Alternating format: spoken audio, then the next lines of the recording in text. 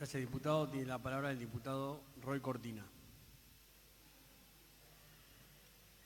Gracias, presidente. En primer lugar, otros lo han hecho. Agradecerle a usted, o felicitarlo, mejor dicho, a usted y a la mayoría de los presidentes de los bloques que han tomado la determinación de realizar esta sesión. No es menor, teniendo en cuenta que siempre cuando se hace un análisis o un diagnóstico de la realidad es imposible de una institución, y uno formando parte de esa institución, es imposible hacerla al margen de lo que pasa en otras partes del mundo, de lo que pasa en nuestro propio país y de las experiencias que hay, que en este caso son pocas. Y la verdad que hoy la mayoría de las legislaturas y de los parlamentos provinciales no están funcionando, por lo menos de esta manera. El Parlamento Nacional, el Congreso, tanto el Senado como la Cámara de Diputados, tampoco están funcionando. No lo planteo esto como un juicio, he sido diputado nacional y sé lo difícil que es buscar acuerdos e incluso tener un aparato tecnológico que permita hacer una sesión online con 257 diputadas y diputados, pero lo concreto, que me parece que en este momento esta legislatura es la única que está funcionando de esta manera, y lo estamos haciendo tomando todos los recaudos que nos piden los expertos, que nos pide la realidad, agradeciendo, como dijeron otros diputados también que me precedieron en el uso de la palabra, a los trabajadores que están hoy aquí presentes de la planta permanente, a los trabajadores de seguridad que han garantizado todo este funcionamiento bastante, creo yo, seguro, pero al mismo tiempo hemos asumido la responsabilidad de ser efectivamente lo que somos, uno de los tres poderes del Estado, y cumplir con nuestras competencias. Señor presidente, en estos dos meses, la vida en sociedad en este planeta ha sido sacudida en cuanto a sus consecuencias y en cuanto a las decisiones que tenemos que tomar. Son decisiones que nos impresionan cada vez que se toman en el mundo, y muchas veces cuando nosotros somos partícipes humildemente, como un grano de arena en todo el andamiaje institucional que tiene un país con tres poderes reproducidos en cada uno de sus estados subnacionales, y cuando formamos parte de esas decisiones nos impresiona, porque es un momento impresionante. Y encima tenemos que guardar en una parte de nuestro cerebro el temor o la incertidumbre de que hacemos reserva de que lo que va a pasar en el futuro puede ser tan terrible o nos puede dar tanta incertidumbre y puede llegar a ser inimaginable. Nuestra ciudad es la zona más afectada, básicamente porque el virus se expandió a través de los grandes vectores de contagio que tiene esta pandemia, que son los aviones. La ciudad de Buenos Aires, de alguna manera, es la puerta de entrada de todos esos vuelos. Es una ciudad que además tenía una vida turística, esperemos que algún día la recupere, muy fuerte. La densidad poblacional, el contacto que hace que seamos prácticamente una misma ciudad con el conurbano bonaerense, la actividad en general, es la ciudad que hasta el día de hoy tiene más contagios y argentinos y argentinas infectadas. Entonces, a nadie se le escapa que hoy señor presidente, estamos tratando no iniciativas caprichosas o que no se han pensado, son iniciativas que surgen de una situación que es inédita y de cómo abordar esta situación inédita de una manera también inédita en la Argentina, que es el trabajo conjunto del Gobierno Nacional, de la Ciudad de Buenos Aires, de la provincia de Buenos Aires, que tiene una relación ineludible con la Ciudad de Buenos Aires, y de todos los gobernadores de todas las provincias de nuestro país. Son ideas que se han evaluado conjuntamente para abordar las consecuencias sanitarias y sociales de este momento difícil que pasa la Argentina y el mundo. Iniciativas que tienen que ver, señor presidente, con garantizar que el Estado porteño pueda seguir funcionando y brindando servicios que son esenciales para la ciudadanía. Son medidas e iniciativas que responden, vuelvo a insistir, a un momento excepcional de nuestra generación y más allá de la Argentina, del mundo. Esto se va a recordar en los libros de historia como un hecho disruptivo que probablemente hizo dejar atrás el mundo que conocíamos tal cual era y que abre una serie de posibilidades y también limitaciones hacia el futuro. Y que en ese contexto, en donde los proyectos que estamos tratando no estaban en la agenda de un gobierno, ni del nacional, ni de la Ciudad de Buenos Aires, ni de las provincias, y que se elaboraron a partir de una emergencia real, dramática, que afecta a la vida de millones de personas. Por eso no creo, sinceramente, más allá de la buena intención que pueda tener algún bloque constructivamente o duro con las decisiones que se toman, no son válidos los reparos que comúnmente se le ponen a este gobierno o a cualquier otro por tomar deuda. Son recursos que hoy son vitales. Ayer eran quizás difícilmente imaginables.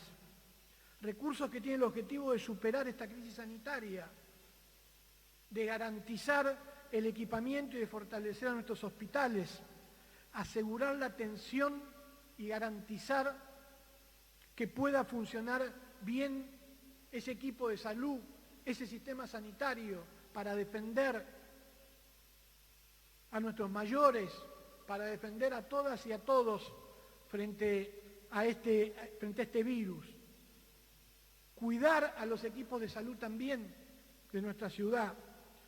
Por lo tanto, los cuestionamientos a la generalidad, por ejemplo, de la autorización que estamos dando, pierden peso frente a esta emergencia.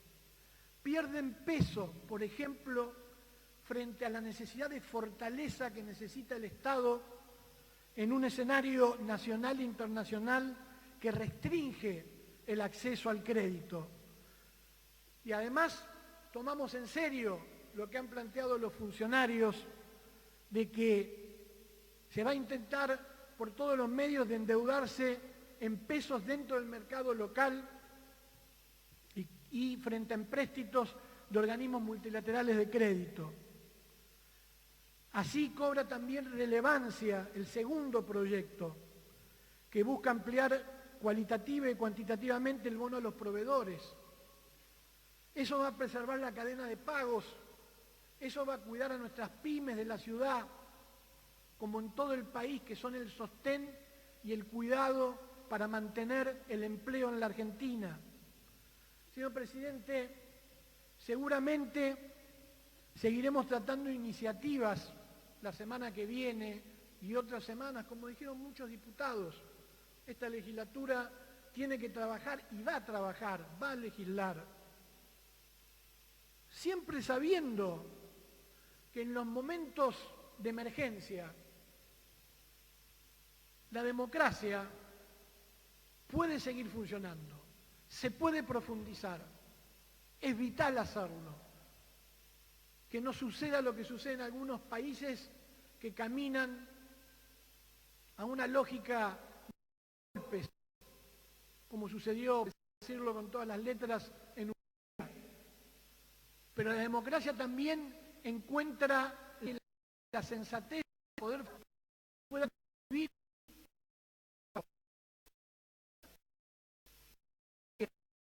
Como antecedente hay que tomarlo casi 100 años atrás, con la gripe española en 1918, del 18 al 20.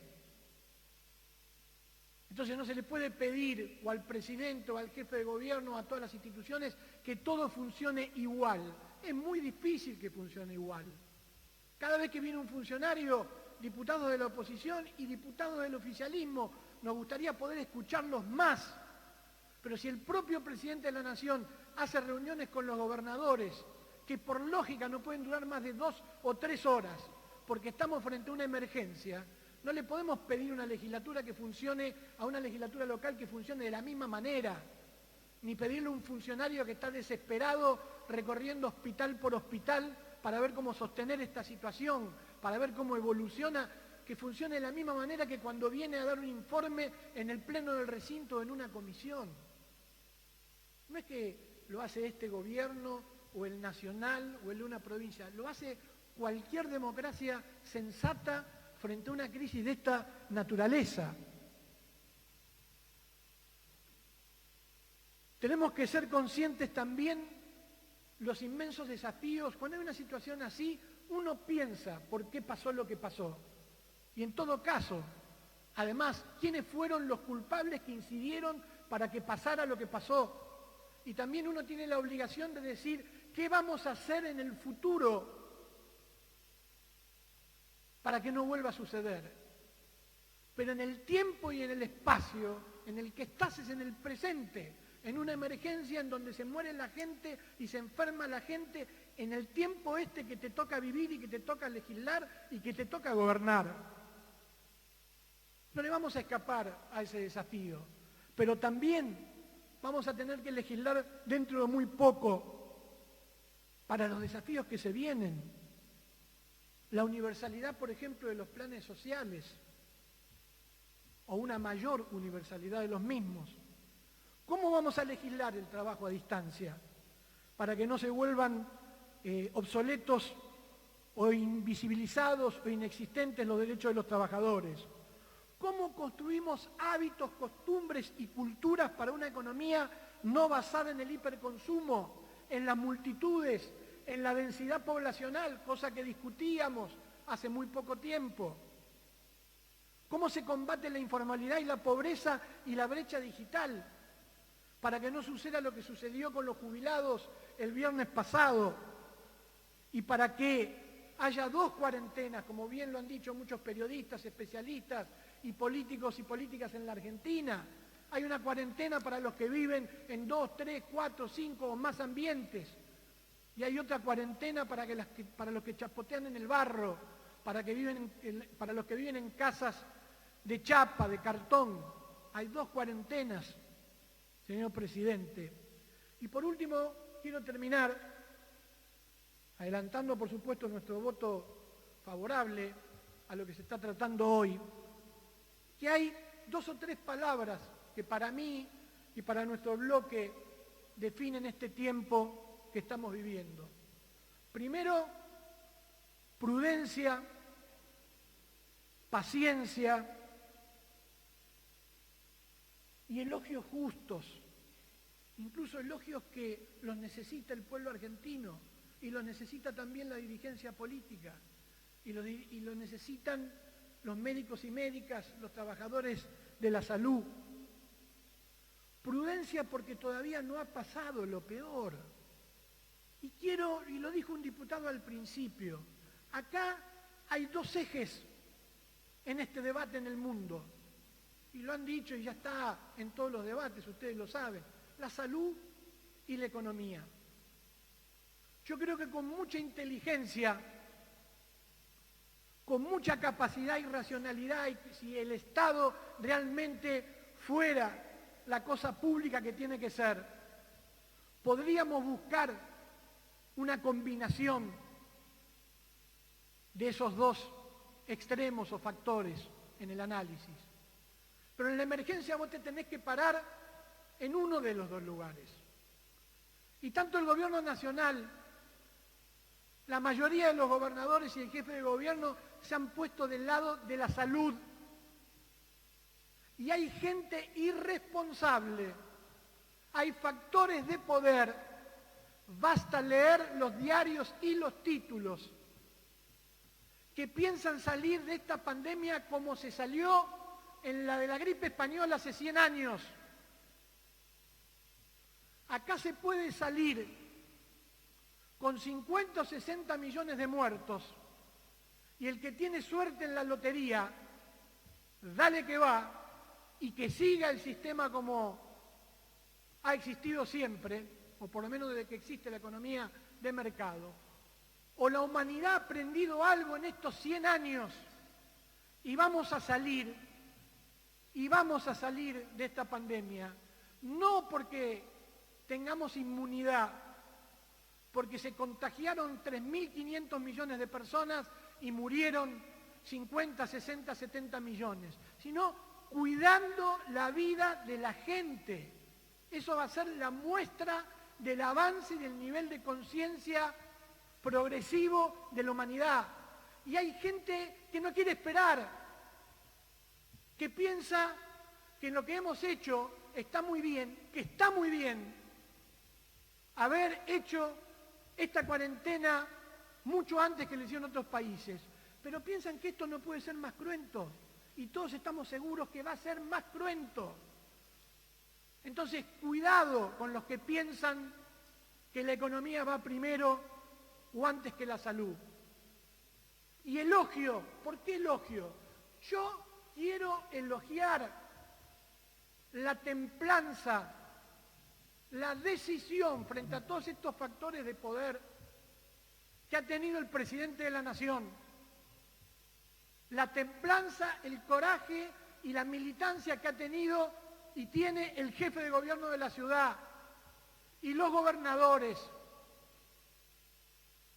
porque están siendo presionados. Basta abrir los diarios y leerlo, uno se da cuenta con los títulos. Ya parece que le estuvieran diciendo a la gente, el 12 se termina todo.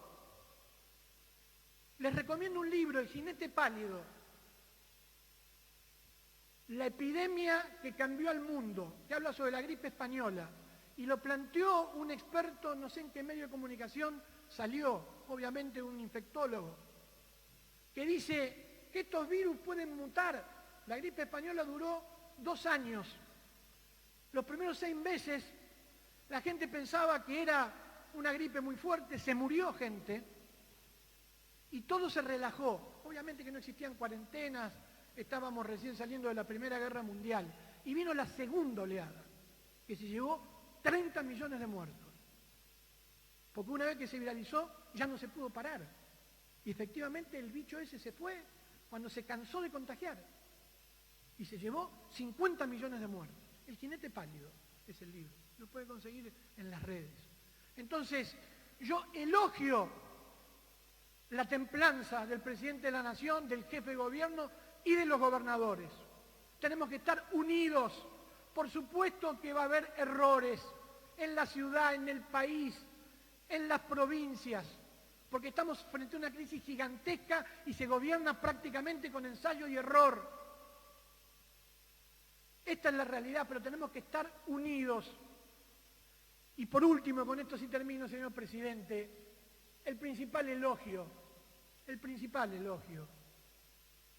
la principal transmisión de un sentimiento de fraternidad, de solidaridad, de agradecimiento, es para con las médicas y los médicos, las enfermeras y los enfermeros, los trabajadores de la salud, que es obvio que están desatendidos en la Argentina y que ganan menos, pero no dejan de ser héroes por eso. Terminemos con esta cuestión, son trabajadores y nada más. Los héroes muchas veces en el mundo son héroes más allá del salario y más allá de qué tipo de trabajadores sean, y son héroes. Después tendremos que discutir, los que tenemos una visión más igualitarista y solidaria del mundo, lo que debería ganar un médico y un enfermero, pero hoy son héroes y tenemos que estar agradecidos porque salvan vidas y porque en el momento más cruento de esta pandemia, ¿qué va a ser el que va a venir? Que yo estoy seguro que va a venir ese momento porque lo dicen todos. Son los que nos van a salvar la vida, arriesgándola de ellos. Por eso, señor presidente, yo quiero, y discúlpenme, tengo miedo que termine de quedar ausente en esta sesión. Yo quería que le rindamos un homenaje y que los elogiemos con un gran aplauso de esta legislatura. Muchísimas gracias, señor presidente.